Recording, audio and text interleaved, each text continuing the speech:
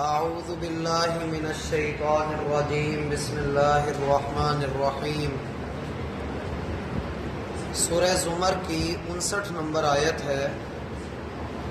اللہ تعالیٰ کا فرمان ہے، بلا کیوں نہیں، قد جاءت کا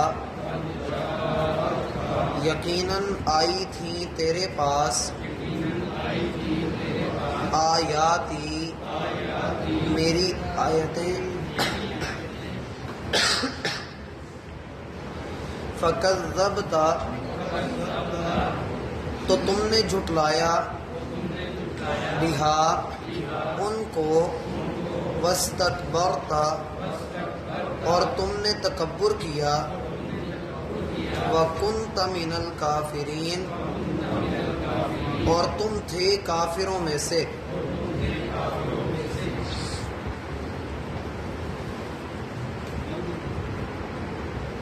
احباب گرامی، احادیث کی کتابوں میں نبی علیہ الصلاۃ والسلام کے ایسے فرامین ملتے ہیں جن میں اللہ تعالیٰ نے اپنے حبیب صلی اللہ علیہ وآلہ وسلم کو اس بات کی خبر دی ہے کہ قیامت والے دن انسانوں کے کیا حالات ہوں گے۔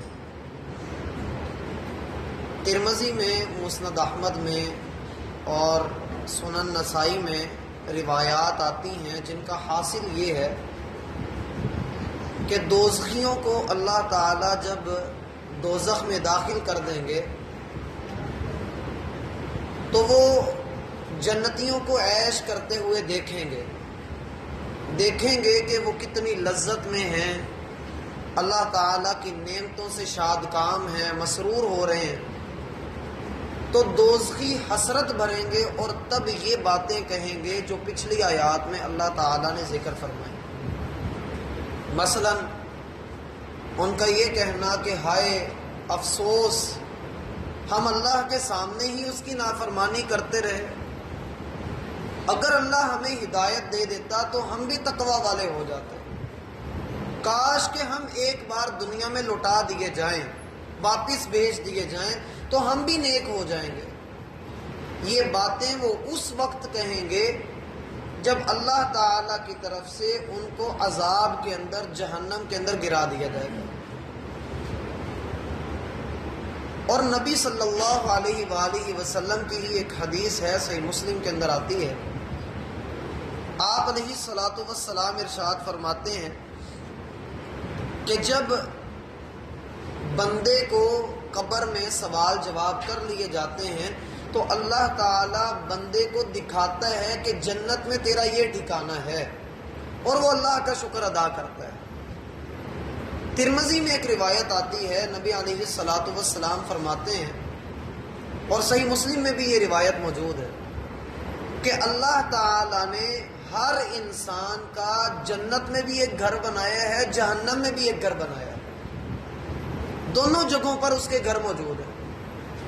اب اگر انسان اچھے اعمال کر لے گا تو اپنے جنت والے گھر چلا جائے گا، اور اگر معاملہ اس کے برعکس ہے تو چلتی سانسوں کے ساتھ مہلت بھی ہے۔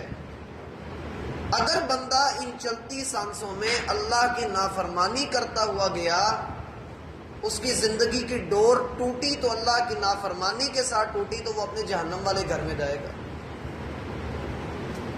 اب ایک حدیث میں یہ بھی آتا ہے کہ اللہ تعالیٰ جب جنتی کو جنت میں داخل کریں گے تو اللہ اسے پہلے جہنم کا چکر لگوائیں گے اور اسے دکھائیں گے کہ اگر تو عمل نہ کرتا، اگر تو اللہ تعالیٰ کا فرما بردار نہ ہوتا تو تیرا یہ انجام ہوتا، اور پھر اسے جنت میں داخل کیا جائے گا، جیسا کہ اللہ تعالیٰ کا فرمان ہے، وَإِن مِّنكُمْ إِلَّا وَارِدُهَا، تم میں سے ہر ایک جہنم کے اوپر پیش کیا جائے گا، ہر ایک کو اللہ تعالیٰ پیش کریں گے، وہ چاہے نیک ہے چاہے بدبخت ہے۔ نیک کو اس لیے پیش کیا جائے گا کہ جب وہ جنت میں داخل ہو تو اس کے دل میں اللہ کا مزید شکر اور احسان آ جائے کہ اللہ تو نے مجھے جہنم سے نجات بخشی۔ اور یہ بات جنتی جب جنت میں جائیں گے تو کہیں گے الحمدللہ الذی ہدانا لہذا وما کننا لنہتدی لولا ان ہدانا اللہ، سب تعریفیں اللہ کے لیے جس نے ہمیں اس جنت کے لیے محنت کرنے کی ہدایت بخشی، اور ہم کچھ بھی نہیں کر سکتے تھے اگر اللہ ہمیں ہدایت نہ دیتا۔ ایک تو یہ معنی ہے، دوسرا یہ ہے کہ اللہ تعالیٰ جہنمیوں کو بھی دکھائیں گے کہ اگر تم عمل کر لیتے تو تم جنت کے اندر اس مقام پر ہوتے، اور پھر اس وقت وہ حسرت کریں گے کہ کاش کہ ہم اللہ تعالیٰ کے لیے نیک اعمال کر لیتے۔ اللہ تعالیٰ یہاں پر جواب دے رہے ہیں انسان کی منہ شگافیوں کا، انسان کی حسرتوں کا، اور انسان کے ان جملوں کا جو انسان بڑی آس کے ساتھ اور بڑی آہیں بھر کر بول رہا ہے۔ اللہ تعالیٰ فرماتے ہیں بلا، کیوں نہیں، تم متقی بھی ہو سکتا تھا، تم نیک لوگوں میں بھی شامل ہو سکتا تھا، تو گناہوں سے بچ بھی سکتا تھا، لیکن کیوں نہیں، تو نے ایسا کیوں نہیں کیا؟ اس کی دو وجوہات ہیں۔ پہلی بات تو اللہ تعالیٰ فرماتے ہیں قد جاءتک آیاتی، میری باتیں، میری نشانیاں، میری طرف سے معجزات، میری تعلیم تیرے تک پہنچی۔ قد جاءتک، قد کا معنی ہوتا ہے یقیناً، اس بات میں کوئی شک نہیں، لا ریب تیرے پاس پہنچی تھی میری آیات، میری باتیں، میری نشانیاں تیرے تک آ گئی تھیں۔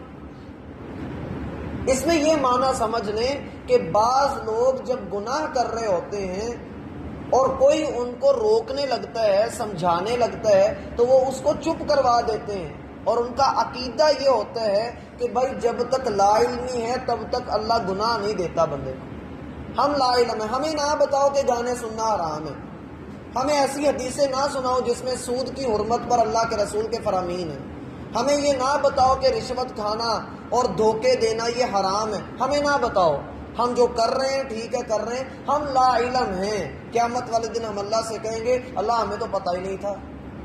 اکثر ہو سکتا ہے آپ نے یہ باتیں سنی ہو کہ جی جب تک ہم لا علم ہیں تب تک ہم گنہگار نہیں ہیں، اور ایسا ہوتا بھی ہے۔ اللہ تعالیٰ فرماتے ہیں قرآن میں سورۃ البقرہ کی آخری آیات میں اللہ تعالیٰ کا یہی فرمان ہے، لا یکلف اللہ نفسا الا وسعها، اللہ تعالیٰ کسی کو اتنی مشقت میں نہیں ڈالتا مگر اتنا ڈالتا جتنی اگلے کی طاقت ہوتی ہے۔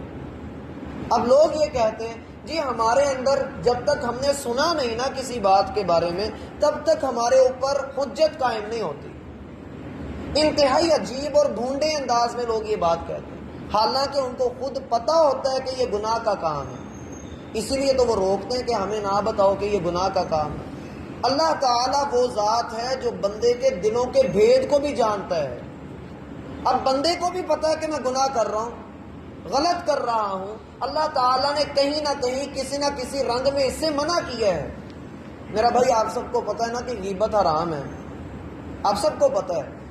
آپ میں سے کتنوں کو یہ پتا ہے کہ غیبت کی سزا قیامت والے دن کیا ملنے والی؟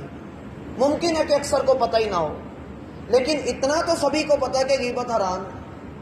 اللہ تعالیٰ نے سود کو حرام قرار دیا، آپ سب کو پتا ہے، لیکن اکثر لوگوں کو یہ نہیں پتا کہ قیامت والے دن اس کی سزا کیا ہوگی۔ اتنا علم بندے کے لیے بہت ہے کہ اس کو پتا ہو کہ اس کام سے اللہ نے منع کیا ہے۔ یہ مت دیکھیے کہ گناہ چھوٹا ہے یا بڑا ہے، یہ دیکھیے کہ نافرمانی کس کی ہو رہی ہے، وہ کون ہے، وہ کیسا ہے، اور یہیں پر آ کر بندے کو پتہ لگتا ہے کہ اس نے اللہ کو کیا سمجھا ہے، آیا اللہ کو بڑا سمجھا ہے یا اللہ کو کہاں وہ لے گیا ہے۔ اس لیے بندے کو یہ دیکھنا چاہیے کہ اللہ تعالیٰ فرماتے ہیں قد جاءتک آیاتی، میرے احکامات تیرے تک آ گئے تھے، پہنچ گئے تھے، اب تم نے اس کو سننا یا نہ سننا گوارا کیا یا نہیں کیا، یہ تو بات کی بحث ہے۔ یہ تو بالکل وہی بات ہے، اللہ تعالیٰ فرماتے ہیں کہ نوح علیہ السلام نے جب اپنی قوم کو دعوت دی، کیا کہتے ہیں اللہ تعالیٰ سے جب دعا کی نوح علیہ السلام نے؟ سورہ نوح میں 29ویں پارے میں اللہ فرماتے ہیں قال رب انی دعوت قومی لیلا ونہارا، نوح کہنے لگے، اللہ سے دعا کر رہے ہیں، اے اللہ میں نے اپنی قوم کو دن اور رات کی پرواہ کیے بغیر تیرے رستے کی طرف بلایا ہے۔ وَإِنِّي كُلَّمَا دَعَوْتُهُمْ لِتَغْفِرَ لَهُمْ، اے اللہ میں نے جب بھی ان کو تیری بخشش کی دعوت دی، لِتَغْفِرَ لَهُمْ، میں نے جب بھی ان کو بلایا کہ وہ تیرے حضور بخشش مانگیں، انہوں نے کیا کیا؟ لِتَغْفِرَ لَهُمْ جَعَلُوا أَصَابِعَهُمْ فِي آذَانِهِمْ، انہوں نے اپنی انگلیاں اپنے کانوں میں ٹھونس لیں، وَاسْتَغْشَوْا ثِيَابَهُمْ، اور اپنے کپڑے اپنے چہروں کے اوپر ڈال لیے، وَأَصَرُّوا وَاسْتَكْبَرُوا اسْتِكْبَارًا، اور انہوں نے اصرار کیا اپنے گناہوں پر، بار بار گناہ کیے اور پھر تکبر بھی کیا۔ ثُمَّ إِنِّي أَعْلَنْتُ لَهُمْ، اے اللہ پھر میں نے کھلے عام مجمع میں کھڑے ہو کر ان کو سمجھایا، وَأَسْرَرْتُ لَهُمْ إِسْرَارًا، اور میں نے ان کو چھپ چھپا کر اکیلے اکیلے کو پکڑ پکڑ کر بھی سمجھایا۔ فَقُلْتُ، میں نے کہا، استغفروا ربکم انہ کان غفارا، اپنے رب سے بخشش مانگو، وہ بخشنے والا ہے۔ یرسل السماء علیکم مدرارا، وہ آسمان سے موسلا دھار بارشیں تمہیں عطا کرے گا۔ اتنی ساری محنت، کوشش اور کاوش اور لگن جد و جہد کے باوجود جب قوم ایمان نہیں لائی تو اسی دعا کو اللہ تعالیٰ پوری سورت کی آخری آیت میں جا کر اللہ فرماتے ہیں کہ نوح نے پھر مجبور ہو کر کہا، رب اغفر لی ولوالدی ولمن دخل بیتی مؤمنا وللمؤمنین والمؤمنات، اے اللہ مجھے بخش دے، میرے والدین کو بخش دے، اور ہر اس شخص کو بخش دے جو ایمان والا ہے۔ وَلَا تَزِدِ الظَّالِمِينَ إِلَّا تَبَارًا، اے اللہ ظالموں کو نہ چھوڑنا۔ اسی صورت میں اللہ فرماتے ہیں نوح علیہ السلام بد دعا کر رہے تھے، رَبِّ لَا تَذَرْ عَلَى الْأَرْضِ مِنَ الْكَافِرِينَ دَيَّارًا، اے اللہ کافروں کا ایک گھر بھی سلامت زمین پہ نہ چھوڑنا۔ إِنَّكَ إِن تَذَرْهُمْ، اے اللہ اگر تو نے کافر کے کسی گھر کو چھوڑ دیا، یضلوا عبادک ولا یلد الا فاجرا کفارا، اے اللہ تیرے بندوں کو گمراہ کریں گے اور ان کی اولادیں بھی آگے فاجر اور نافرمان ہی پیدا ہوں گی۔ قوم نے اتنا تنگ کر دیا، اللہ فرماتے ہیں نوح علیہ السلام نے مجبور ہو کر دعا کی، ربی انی مغلوب فانتصر، اے اللہ میں بڑا ہی مغلوب ہو گیا ہوں، بڑا ہی مجبور ہو گیا ہوں، اب تو میری مدد کر۔ جب انسان کے پاس آیات آ گئی ہیں، نشانیاں پہنچ چکی ہیں اور اللہ تعالیٰ کے احکامات اس کے ذہن میں بیٹھ چکے ہیں، اس کا دل و دماغ ان کو قبول کر رہا ہے، لیکن خواہشات کا منہ زور گھوڑا اسے اللہ کی بغاوت پر اکسا رہا ہے، تو اسے سمجھ لینا چاہیے کہ ضمیر کی اس جنگ میں اپنی خواہش کی بجائے اللہ کے حکم کو جتوائے، اللہ کے حکم کو پریفر کرے۔ قد جاءت کا آیات، میری آیتیں تیرے تک آ گئیں۔ پھر انسان نے دو جرم کیے جب اللہ کی آیتیں اس کے سامنے ہیں، فقط ضبطہ، اس نے جھٹلا دیا، ماننا ہی نہیں، انکار کر دیا کہ اللہ کا یہ حکم ایسے ہے ہی نہیں ہے۔ کوئی مسلمان تو اللہ معاف کرے یہ نہیں کہتا جی قرآن میں یہ حکم لکھا ہے تو میں اس کو نہیں مانتا، کہے گا تو کافر ہو جائے گا۔ مسلمان کیا کرتا ہے؟ جھٹلانے کے نئے نئے انداز اختیار کر لیتا ہے، جی معاشرے کے ساتھ چلنا پڑتا ہے، یہ ہماری ضرورت ہے، ایسے کر کے یوں کر کے وہ کر کے ایسے کر لیں تو پھر ٹھیک ہے۔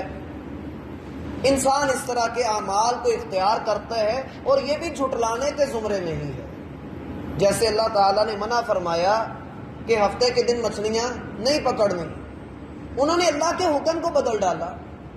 اللہ تعالیٰ فرماتے ہیں یحرفون الکلمہ من بعد مواضعہ، وہ اللہ کے کلام کو، اللہ کی بات کو اس کی بنیاد سے ہلا دیتے ہیں، ختم ہی کر دیتے ہیں۔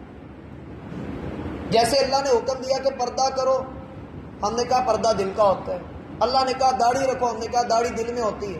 اللہ نے کہا رشوت سے بچو، ہم نے کہا یہ تو چائے پانی ہے۔ اللہ نے کہا غیبت سے بچو، ہم کہتے ہیں ہم منہ پہ بھی بات کرنے کو تیار ہیں۔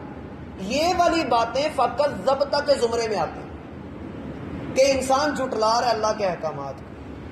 اور جھٹلانے کی ایک صورت یہ بھی ہوتی ہے کہ بندہ کہے کہ بس جی مجھے کوئی آ کر نہ کوئی بات نہ بتائے۔ اسی لیے تو مسجد کے قریب لوگ اکثر گھر نہیں لیتے، یہ اذان سننی پڑ گئی نا تو مسجد میں بھی جانا پڑتا۔ اکثر لوگ نماز اس لیے پڑھتے ہیں جی ہمارا گھر مسجد کے قریب ہے، لوگ کیا کہیں گے کہ حاجی صاحب مسجد میں نہیں آ رہے۔ ایسی نمازوں کا بھی اللہ کے ہاں کوئی فائدہ نہیں ہوتا۔ پھر فرمایا دوسرا جرم ہے اس کا وَاسْتَكْبَرْتَ، اور اس نے تکبر بھی کیا۔ آپ غور کریں تو یہ بالکل وہی الفاظ ہیں جو ابلیس کے لیے اللہ نے استعمال کیے تھے، قُلْنَا لِلْمَلَائِكَةِ اسْجُدُوا لِآدَمَ فَسَجَدُوا إِلَّا إِبْلِيسَ أَبَىٰ واستکبر، ابلیس نے انکار کیا اور تکبر بھی کیا. اب یہ بھی تکبر کر رہا ہے. تکبر کیا ہے؟ تکبر یہ اس تکبر میں یہ مفہوم پایا جاتا ہے کہ ایک تو تکبر دل میں ہے اور کرنا بھی چاہتا ہے، آئندہ بھی تکبر ہی کی زندگی گزارنا چاہتا ہے. الکبر، نبی علیہ الصلوۃ والسلام کی حدیث ہے صحیح مسلم کے اندر کہ کبر کی تعریف کیا ہے، تکبر کہتے کس کو ہے؟ الکبر بطر الحق وغمت الناس. کبر یہ ہے کہ حق کو جھٹلا دیا جائے، حق سے بھاگا جائے. وغمت الناس، اور لوگوں کو چھوٹا حقیر ذلیل سمجھا جائے، یہ تکبر ہے. اور تکبر ایک ایسی گندی عادت ہے، نبی علیہ الصلوۃ والسلام فرماتے ہیں کہ ایک بندے کے دل میں رائی کے دانے کے برابر بھی ہوا تو جنت میں نہیں جا سکتا. عاجزی، انکساری، اللہ تعالیٰ کے سامنے جھکاؤ، اللہ کے بندوں کے سامنے جھکاؤ، یقین مانیے انسان کو پھل لگا دیتے. واستکبرت، انسان تکبر میں نہ پڑے. جھٹلانا ایک الگ عمل ہے. کوئی جھوٹا ہوتا ہے نا تو وہ اللہ سے توبہ بھی کر لیتا ہے، اس کو احساس ہو جاتا ہے کہ میں نے جھوٹ بولا ہوا ہے. لیکن جو تکبر کرتا ہے اسے احساس نہیں ہوتا، وہ اپنی بڑائی میں رہتا ہے، اور بڑا صرف اللہ ہے. نبی علیہ الصلوۃ والسلام فرماتے ہیں کہ اللہ تعالیٰ نے ارشاد فرمایا الکبریاء ردائی، تکبر اللہ کی چادر ہے، اور جو اللہ کی چادر کو کھینچے گا، اس میں شرکت کرنا چاہے گا، اللہ اسے تباہ کر دے گا. شلوار ٹخنوں سے نیچے رکھنا تکبر کی علامت. نبی علیہ الصلوۃ والسلام کا فرمان ہے جس کی شلوار ٹخنوں سے نیچے ہوئی، چادر ٹخنوں سے نیچے ہوئی، قیامت والے دن اللہ اس کی طرف رحمت کی نظر سے نہیں دیکھے گا، اللہ اسے دردناک عذاب کے اندر مبتلا کریں گے. اور بھی تکبر کی کئی ایک صورتیں ہیں. بہرحال وَكُنْتَ مِنَ الْكَافِرِينَ، اور تو انکار کرنے والوں میں سے تھا. اب اتنے سارے جرم انسان کے اکٹھے ہو جائیں، جھٹلاتا بھی ہے، تکبر بھی کرتا ہے، اور کافروں کے ساتھ دوستیاں بھی کرتا ہے، ہم جولی بھی انہی کا ہے، تو پھر اگر اللہ تعالیٰ اس کی اس حسرت کو پورا نہیں کر رہے تو اللہ حق بجانب ہے. اللہ نے پہلے بھی موقع دیا تھا، اب دوبارہ بھی موقع دے دیا جائے. تو ہم نے کل اس بات کو پڑھا، سیدنا عبداللہ بن عباس رضی اللہ عنہما کا قول کہ اگر اللہ تعالیٰ بندے کو دنیا میں بھیج بھی دے تو تب بھی بندہ نافرمانی والی زندگی گزارے گا. اس لیے بہتر یہ ہے کہ بندہ پہلی زندگی کو ہی فرما برداری کے ساتھ گزار لے. اللہ ہمیں سمجھنے والا بنائے.